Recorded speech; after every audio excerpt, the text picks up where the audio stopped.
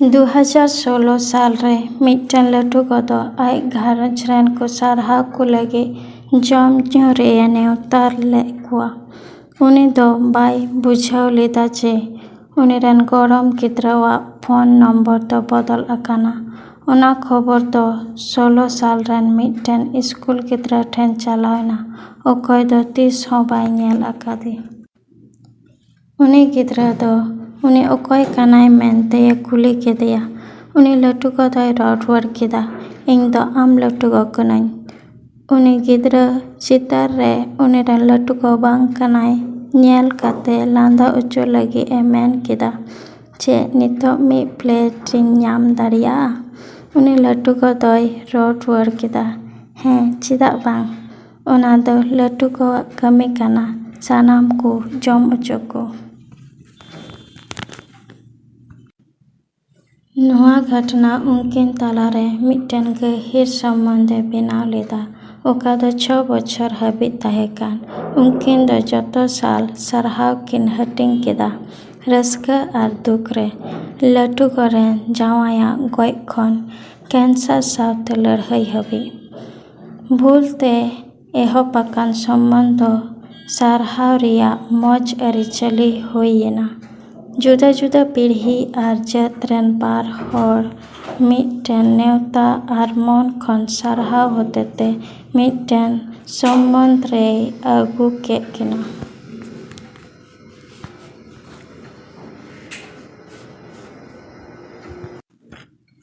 नोआ घटनाय दिसा उचुये बुना जे सारहाव दो एखेन मिट्टन कथा दो बांग काना, मेनखान मिट्टन आरिचाली काना ओका दो आदि दिन रियाग सम्बन्ध रे फेराव दाड़ियागा। आबुआग आरिचाली रे आबु दो नावा फसल जम काते ईश्वराग सारहाव आर गुण मानाव परब बुन मानावेदा। फसल राकाव अक्ते रे समाज रेन हर कोदो मिद सावते जम ᱧᱩ लागिग को हेज जारवाग काना। घारंज रेन को गाते पेड़ा को जतो हर को सेलेदोगा। धरती रियाग दान आयमा हराग कामी आर ईश्वराग एमाग जमाग लगिग सारहाव एम लगिग। तिहिनाग भागी संबाद रे सामारिया हर अकय दो सारहाव लगिग जिसु ठेने हेज लेन आबुय चेद आबोन काना जे सारहाव दो एखेन अंतर रेदो बांग बुझाव काना, मेनखान ओना दो सदर हाटिङ आर मानाव हुयुग काना। तिहिनाग भागी संबाद रे उनकु 10 जन दो जिसु ठेन को होहो केदा, ए प्रभु दया होलेमे। जिसु दो उनकु नायकी ठेन उदुगोग लगिग ए कुल केद कुआ आर उनकु चालाग अक्ते रे को बुगियेना। मेनखान एखेन मिट्टन सामारिया हर जिसु ठेन सारहाव लगिग ए रुवाड़ हेज एना। जिसु दोय कुली केदेया जे 10 जन दो बाको साफा लेना, तबे आर 9 जन दो अकारे मेनाग कुआ। नोआ कुली दो एखेन उनकु लगिग दो बांग काना, मेनखान आबु लगिग हों काना। तिनाग धाव आबु दो आबुआग जारुर अक्ते रे ईश्वर ठेन बुन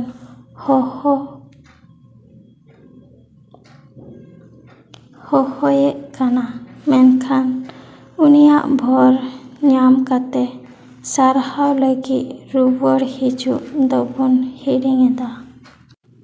उनकु 9 जन कुष्ठ रोगी दो हड़मो लेकाते को बुगियेना, मेनखान मिट्टन हर बिश्वास होतेते बुगियेना।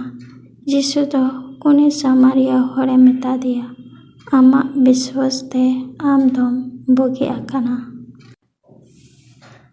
आबो मुद्रे आयमा हर दो आठुआर रियाग कय जन दो दिनाम कामी काना मेनते बोन हुदिसेदा।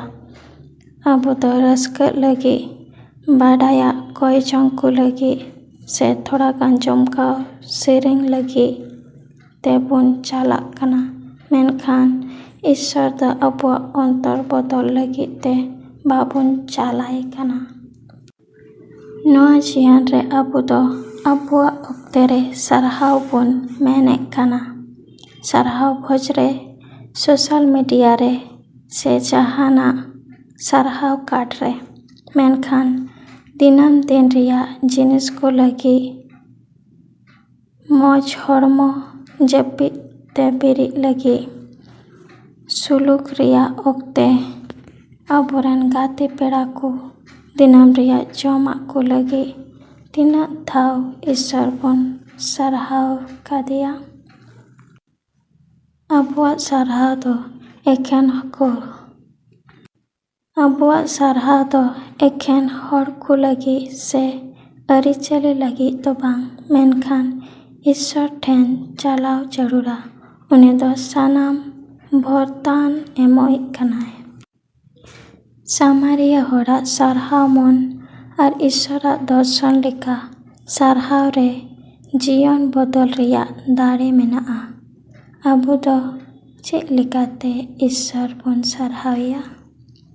ᱯᱟᱹᱦᱤᱞ ᱫᱚ ᱠᱚᱭᱡᱚᱝ ᱫᱚ ᱢᱤᱫᱴᱮᱱ ᱠᱟᱹᱢᱤ ᱢᱮᱱᱛᱮ ᱧᱮᱞ ᱵᱚᱱ ᱵᱟᱹᱜᱤᱭᱟ᱾ ᱟᱵᱚᱨᱮᱱ ᱵᱩᱜᱤᱭᱤᱡ ᱡᱤᱥᱩ ᱧᱟᱯᱟᱢ ᱟᱸᱥ ᱠᱟᱛᱮ ᱩᱱᱤ ᱴᱷᱮᱱ ᱵᱚᱱ ᱪᱟᱞᱟᱜᱼᱟ᱾ ᱟᱯᱱᱟᱨᱟᱜ ᱢᱚᱱ ᱨᱮᱭᱟᱜ ᱥᱟᱹᱨᱤᱭᱟᱜ ᱛᱮᱫ ᱵᱚᱱ ᱵᱤᱰᱟᱹᱣᱟ᱾ ᱱᱚᱣᱟ ᱦᱟᱯᱛᱟ ᱨᱮ ᱛᱤᱱᱟᱹᱜ ᱫᱷᱟᱣ ᱤᱥᱥᱚᱨ ᱵᱚᱱ ᱥᱟᱨᱦᱟᱣ ᱠᱮᱫᱮᱭᱟ? 5 ᱫᱷᱟᱣ, 10 ᱫᱷᱟᱣ, 70 ᱫᱷᱟᱣ ᱥᱮ ᱛᱤᱦᱤᱧᱟᱜ ᱵᱷᱟᱹᱜᱤ ᱥᱚᱢᱵᱟᱫ ᱨᱮᱱ 9 ᱡᱚᱱ ᱠᱩᱥᱴᱚ ᱨᱳᱜী ᱞᱮᱠᱟ ᱛᱷᱤᱨ ᱜᱮᱵᱚᱱ ᱛᱟᱦᱮᱱᱟ? ᱫᱩᱠ ᱵᱷᱟᱵᱽᱱᱟ ᱟᱨ ᱮᱠᱞᱟ ᱛᱟᱦᱮᱱ ᱚᱠᱛᱮ ᱨᱮ ᱤᱥᱥᱚᱨᱟᱜ ᱜᱚᱜᱼᱟᱜ ᱠᱟᱛᱷᱟ ᱠᱚ ᱞᱟᱹᱜᱤᱫ ᱵᱚᱱ ᱥᱟᱨᱦᱟᱣ ᱮᱢᱟ᱾ ᱤᱥᱟᱹᱭ ᱫᱷᱚᱨᱚᱢ ᱫᱚ ᱟᱹᱰᱤ ᱟᱞᱜᱟ ᱫᱚ ᱵᱟᱝ ᱠᱟᱱᱟ᱾ ᱡᱮᱞᱮᱠᱟ ᱤᱧ ᱫᱚ ᱤᱥᱥᱚᱨᱤᱧ ᱥᱟᱨᱦᱟᱣᱮᱫᱮ ᱠᱟᱱᱟ ᱟᱨ ᱩᱱᱤ ᱫᱚ ᱤᱧᱮ ᱵᱷᱚᱨᱟᱹᱧ ᱠᱟᱱᱟ᱾ ᱢᱮᱱᱠᱷᱟᱱ ᱱᱚᱣᱟ ᱫᱚ ᱢᱤᱫᱴᱮᱱ ᱟᱹᱰᱤ ᱡᱟᱹᱨᱩᱲᱟᱱ ᱥᱚᱢᱵᱚᱱᱫᱷ ᱠᱟᱱᱟ, ᱚᱠᱟ ᱫᱚ ᱥᱟᱱᱟᱢᱟᱜ ᱮ ᱵᱚᱫᱚᱞ ᱫᱟᱲᱮᱭᱟᱜᱼᱟ᱾ ᱥᱟᱨᱦᱟᱣ ᱫᱚ ᱢᱤᱫᱴᱮᱱ ᱠᱟᱹᱢᱤ ᱫᱚ ᱵᱟᱝ ᱠᱟᱱᱟ, ᱢᱮᱱᱠᱷᱟᱱ ᱚᱱᱟ ᱫᱚ ᱚᱱᱛᱚᱨ ᱨᱮᱭᱟᱜ ᱟᱴᱠᱟᱨ ᱠᱟᱱᱟ, ᱚᱠᱟ ᱫᱚᱵᱚᱱ ᱥᱚᱫᱚᱨ ᱫᱟᱲᱮᱭᱟᱜᱼᱟ᱾ ᱚᱱᱟᱛᱮ ᱛᱤᱱᱨᱮ ᱱᱟᱭᱠᱮ ᱫᱚᱭ ᱢᱮᱱᱮᱫᱟ ᱯᱨᱚᱵᱷᱩ ᱟᱵᱚᱨᱮᱱ ᱤᱥᱥᱚᱨ ᱵᱚᱱ ᱥᱟᱨᱦᱟᱣ ᱮᱢᱟ, ᱩᱱᱨᱮ ᱟᱵᱚᱣᱟᱜ ᱟᱢᱮᱱ ᱫᱚ ᱮᱠᱷᱮᱱ ᱢᱤᱫᱴᱮᱱ ᱠᱟᱛᱷᱟ ᱫᱚ ᱵᱟᱝ, ᱢᱮᱱᱠᱷᱟᱱ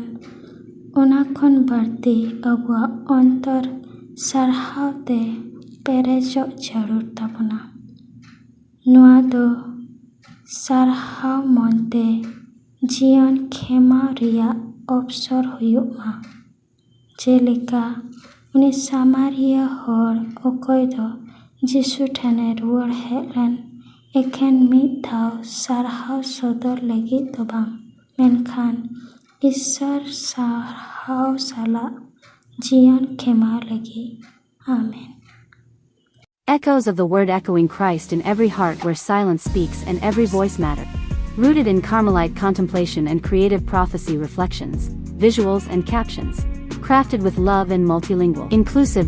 Spirit-led. You are not just a viewer, you are part of the echo. Join a community that honors every voice. Let the word resound through hearts, screens, and lives. Welcome home. May every post be a prayer, every image a window to grace. Subscribe, share, commit. Prayer requests and mass intentions. We believe in the power of prayer and the grace of community. If you'd like us to lift your intentions in prayer or include them in our mass offerings, you can write to us. Email, echosofttheword@proton.me. Mobile phone WhatsApp, +918981223485.